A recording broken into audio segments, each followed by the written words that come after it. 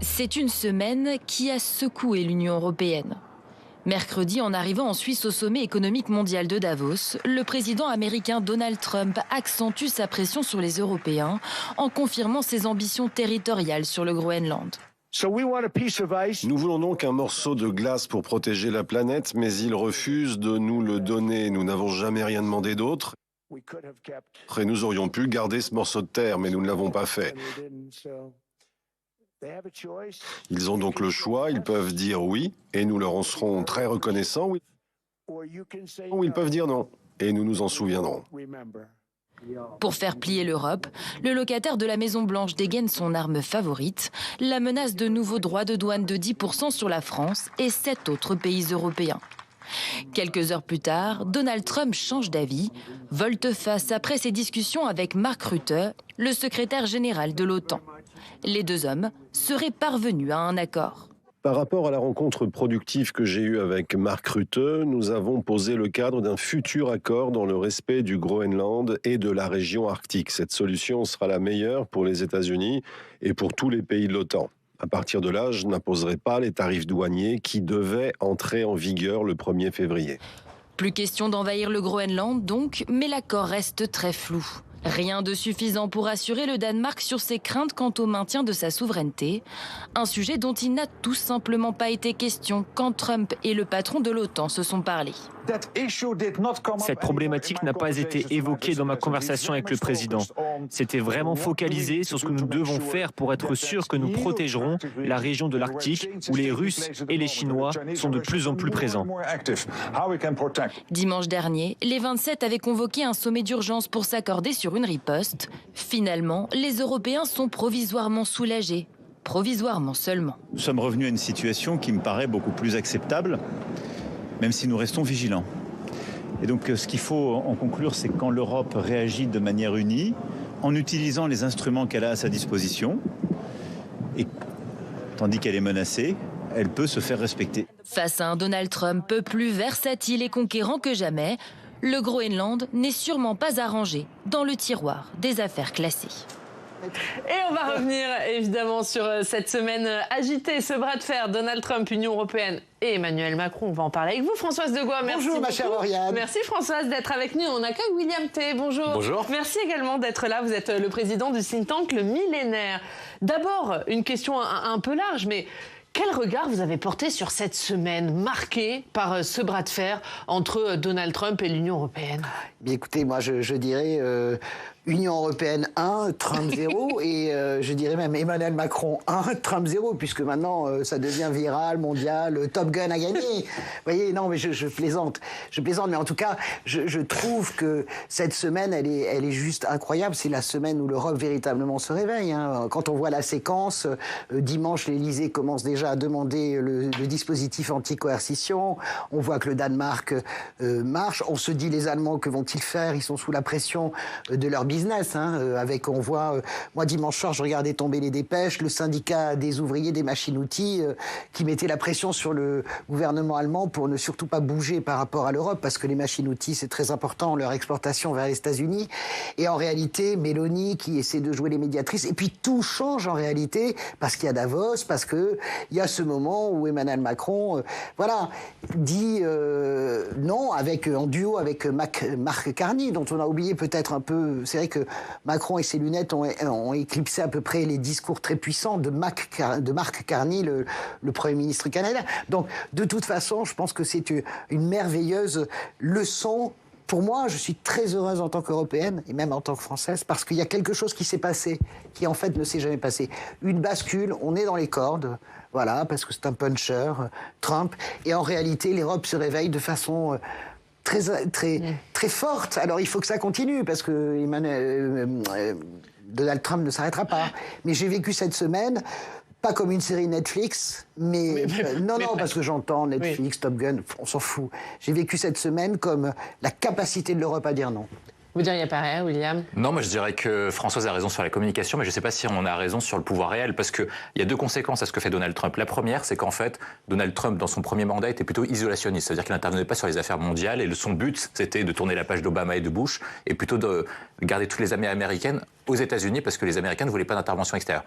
Là maintenant, Trump a changé, non pas parce que Trump est méchant, c'est parce qu'en fait, Poutine a changé les règles du jeu en 2022 avec la guerre en Ukraine et qu'on est revenu sur un rapport de force impérialiste et militaire et que Trump emprunte cette voie-là et que moi, je pense que c'est pas une bonne nouvelle, contrairement à ce que je dis, parce qu'en fait, c'est-à-dire que les États-Unis se désaxent du camp occidental pour partir sur un autre axe qui est complètement différent du nôtre et que nous, certes, on répond d'un point de vue communication, mais d'un point de vue militaire, d'un point de vue diplomatique et d'un point de vue économique, le problème, c'est qu'on risque vraisemblablement, sous la pression des Allemands et de la Commission européenne, à lâcher pour différentes raisons, parce qu'en fait, les intérêts économiques européens sont dirigés vers l'Union européenne, et c'est comme le cas du patronat qui aura besoin d'un accord économique avec les États-Unis. Sur l'autre point précis, et je pense que c'est ça l'erreur qu'on fait, c'est qu'en fait, la question, c'est pas de répondre d'un point de vue symbolique à Trump, c'est d'obtenir des gains réels. Et est-ce que quand Macron fait ça, moi je pense que c'est une question qui est posée, et ben en fait, ça nous permet d'organiser une riposte efficace face à un type dont l'objectif est quand même de sauver la face, de sauver son image et de sauver son ego, et qu'en fait, inévitablement, juste parce que Macron a fait ça, il va riposter violemment, comme en fait ce qu'avait fait à l'époque George W. Bush, tu t'en rappelles, avec Jacques Chirac, donc il va créer une haine à peu près anti-française. Et donc c'est ça à peu près la question qui est posée. Et moi je pense qu'il faut distinguer deux choses, d'un point de vue com et d'un point de vue symbolique qu'il a gagné. Je ne suis pas d'accord avec votre argument sur c'est de la communication. Moi je ne suis pas une communicante, je vous parle de politique, d'accord? Politiquement. Donc, mais politiquement, ce qui s'est passé, vous balayez... J'en ai un peu marre, je vais vous dire, je vous adore. Mais j'en ai marre de ce discours, ça fait très longtemps qu'on se connaît, j'en ai marre de ce discours qui consiste à dire que l'Europe est un nain sur les épaules d'un géant. Vous êtes en train de m'expliquer que, qu'en réalité, ça ne va rien changer. Donnez-moi, le chiffre des exportations des Américains vers l'Europe. On y va. 130 milliards de dollars. Non, soyons précis, William. 130 milliards de dollars exportés des États-Unis vers l'Europe, ok? L'Europe, principal marché des États-Unis. Que Trump peut être Trump, tortillé. Vous pouvez avoir Stephen Miller qui fait ses déclarations complètement délirantes parce que cette administration est devenue folle et hors de contrôle. Parfois, je vois Marco Rubio qui regarde, je me dis, il reste quand même un peu quelqu'un de sain, de moins insensé. Bon, après, il fait des déclarations. Je me dis, peut-être que lui, il y a un espoir avec lui. Ils sont complètement, excusez-moi, moi je veux bien qu'on nous explique que c'est un jeu diplomatique. Ils sont frappadingues, d'accord? Ils sont hors de contrôle. Donc, je veux bien... Quelle est la part d'exportation des États-Unis, de l'Union européenne 430, vers les 90 milliards. Non, excusez-moi, s'il vous plaît, soyez sympa. On ne parle pas de communication, on parle de chiffres et d'arguments. 130 milliards des États-Unis vers l'Europe, 90 milliards de l'Europe vers les États-Unis. Écoutez, on ne va pas discuter les chiffres, vous irez regarder et vous verrez absolument que j'ai raison. Donc, c'est pas la peine de perdre du temps. Donc, quelle est la puissance de l'Europe par rapport aux États-Unis? L'Europe a besoin, les États-Unis ont besoin de l'Europe. Je prends Boeing, je prends les pièces d'avion, je prends les machines qui fabriquent les semi-conducteurs, qui équipent Intel, etc. Ne pensez pas une minute que nous sommes des nains par rapport à un géant. Nous ne sommes pas des nains. Et c'est ce que vous vendez, vous. Non, ton chiffre n'est pas bon parce que tout simplement, l'Union européenne est exportatrice nette par rapport aux États-Unis, donc tu peux non, c'est pas vrai, il y a un déficit commercial. Écoutez, non, c'est les États-Unis qui ont un déficit commercial à notre égard. C'est ça le problème. Non, les États-Unis ont un déficit commercial à notre égard. C'est comme ça qu'ils ont fait. Au-delà du déficit commercial. Non, la question. Chiffres, c'est très important. La question qui est posée pour l'Union européenne depuis 2022 est à peu près la même.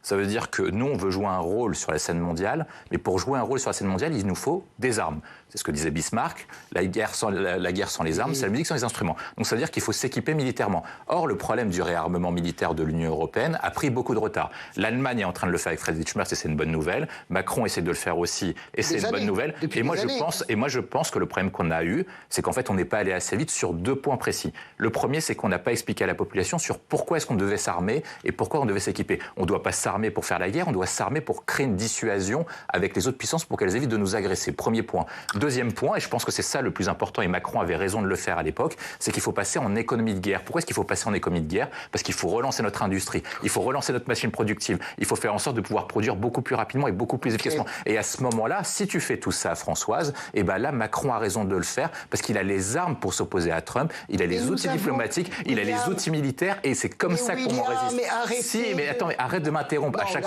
chaque fois. À chaque fois, tu essaies de m'interrompre. Et donc, moi, je pense que l'objectif d'une politique, c'est en fait non pas de gagner des actes symboliques, c'est de gagner concrètement pour défendre les intérêts français et européens. Mais William, arrête avec le symbolique, c'est complètement délirant. Arrêtez avec. Tu répètes inlassablement, c'est du psittacisme si tu veux. On n'est pas obligé de faire les perroquets ici. Est-ce que j'ai fait le perroquet?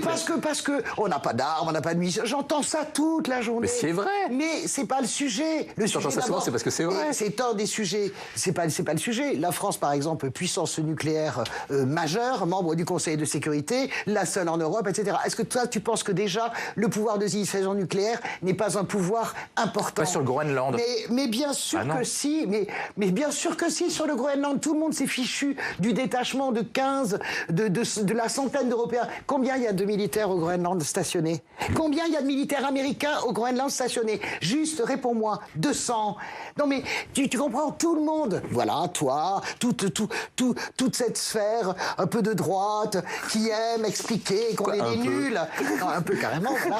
Qui aime expliquer qu'on est des nuls. Bon, l'extrême gauche, c'est pas mieux non plus. On est des nuls, etc. C'est pas ça. 200, si. Je pense que réfléchir, je suis d'accord sur l'économie de guerre, je suis d'accord sur le fait qu'on se réarme. Je te rappelle que l'Inde achète 113 Rafale. Oui, ils ont raison. Donc c'est alléluia. Je te rappelle que si dans le dispositif anti-coercition, ce dont personne ne parle, si tu veux, c'est que tu as le fait d'exclure toutes les entreprises américaines de tous les marchés européens, c'est une perte sèche de plusieurs dizaines de milliards. Ils vont pas le faire, tu sais très bien. Mais arrête avec ils vont pas le faire. Tous les gens m'expliquaient dimanche soir, ils vont pas le faire, on va pas résister, le Groenland. Finalement, on le fait. Tous les gens m'expliquaient, mais oui, vous voyez le Mercosur. Écoute-moi, William, moi je ne crois qu'aux faits. Je fais de la politique, je fais pas de la fiction. Tout le monde nous a expliqué, le Parlement européen sur le Mercosur va se faire piétiner. Qu'est-ce qu'ils ont voté? Ils ont voté l'interdiction, en fait, à Van der Leyen, d'appliquer ce traité du Mercosur. Donc, arrêtons. Ils ont voté la saisine de la Cour de justice. Bien sûr, je ne vois pas comment Ursula von der Leyen s'assoit.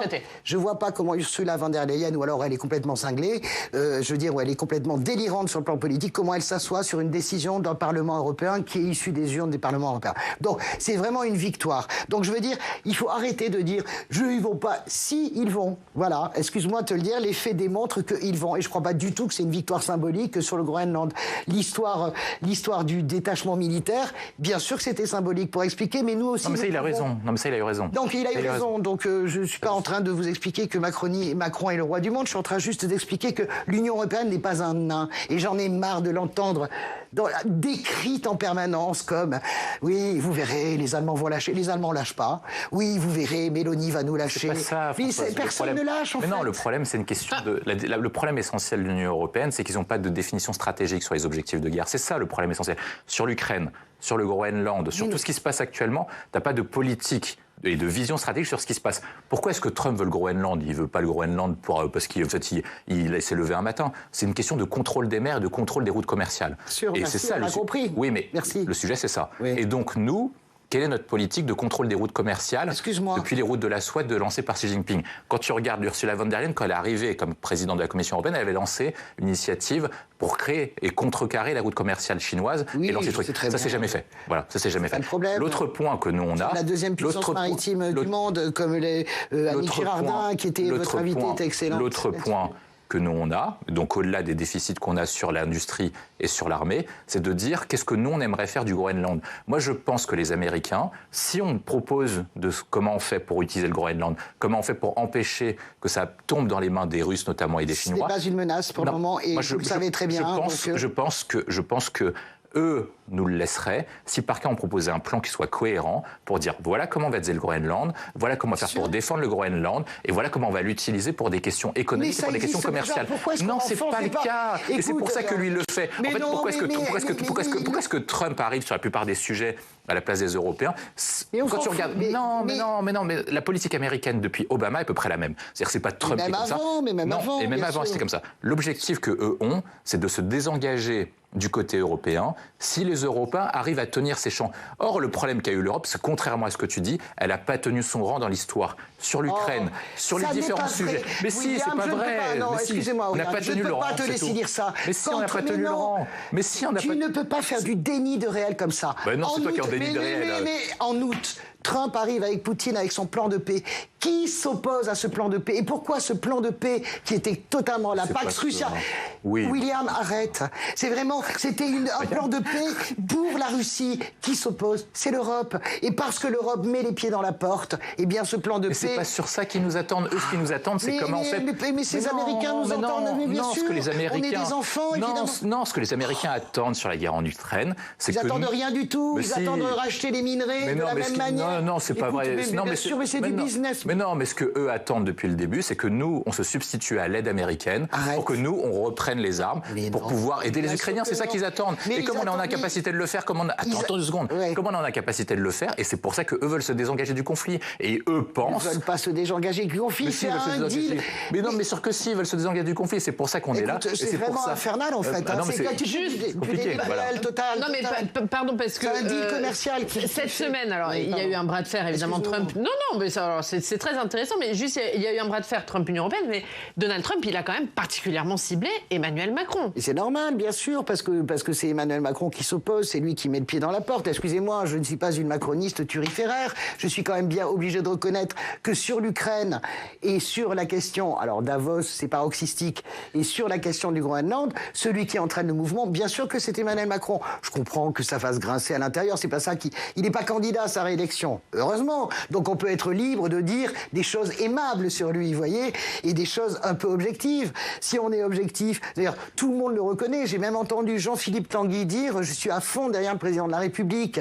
Donc, il y a un moment donné, moi je veux bien qu'on fasse du déni de réel, comme notre ami William, mais à un moment donné, il faut suivre celui qui en août met le pied dans la porte, amène tous les Européens pour éviter une Pax russe et surtout pour éviter le deal commercial entre Poutine et Trump pour se partager les richesses parce que vous êtes en train de dire ce qu'ils veulent c'est qu'on se défende tout seul, mais non, ce qu'ils veulent c'est mettre également la main sur les minerais et les terres rares de l'Ukraine et vous le savez très bien, notamment du Donbass. Donc nous sommes dans l'idée que c'est la France bien sûr qui est leader de ce mouvement. Et c'est assez normal, en fait, puisque là, je rejoins William.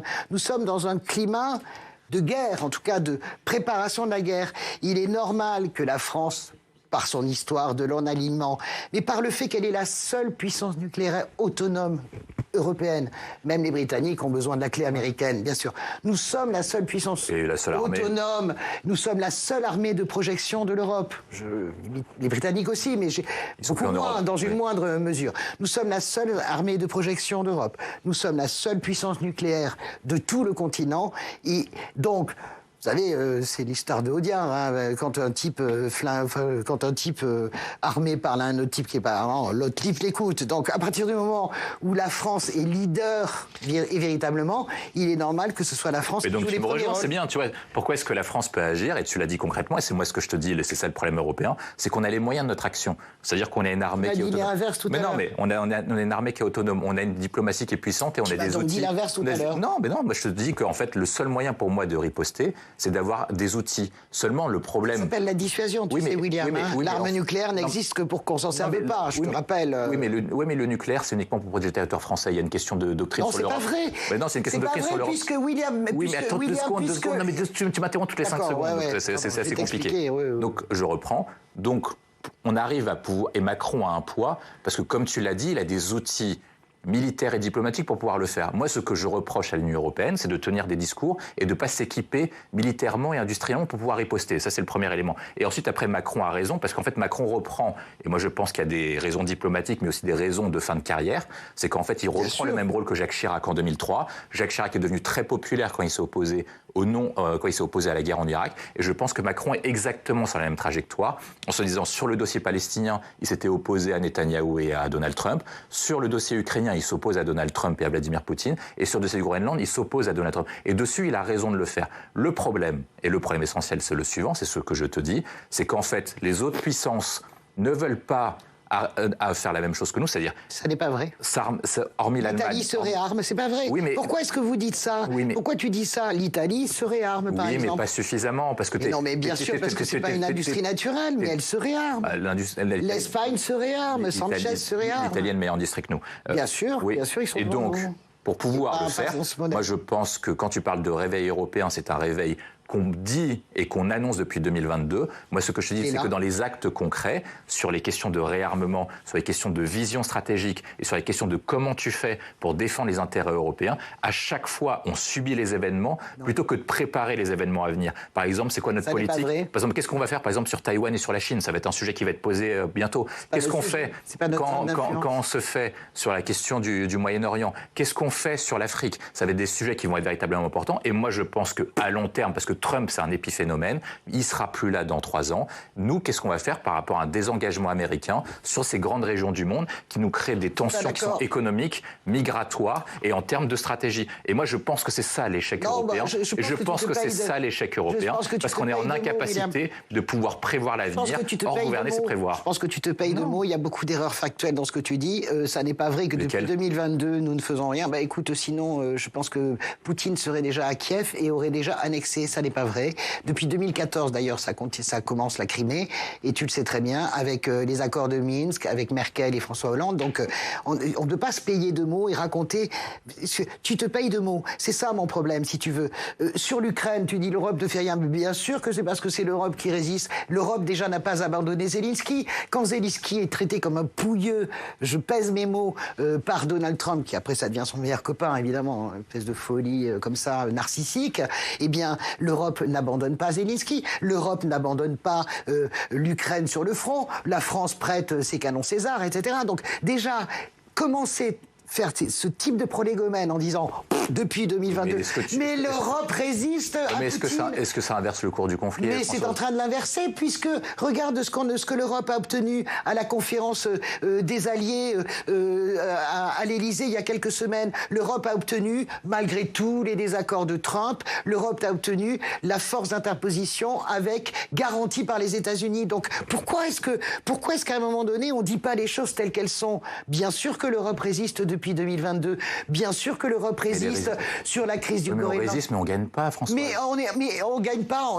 Est-ce que Poutine a gagné sa guerre? Mais Poutine devrait déjà être à Kiev depuis 3 ans déjà. Dans l'esprit de Vladimir Poutine, c'était une guerre éclair qui devait durer 1 mois. Donc tu ne peux pas dire que l'Europe. Oui, mais c'est pas. Oui, mais quand tu ne peux pas dire qu'on n'est pas en train d'inverser le cours de. Mais Françoise, tu réécris l'histoire. Non, je la réécris pas. Poutine n'est pas à Kiev uniquement pour des raisons européennes.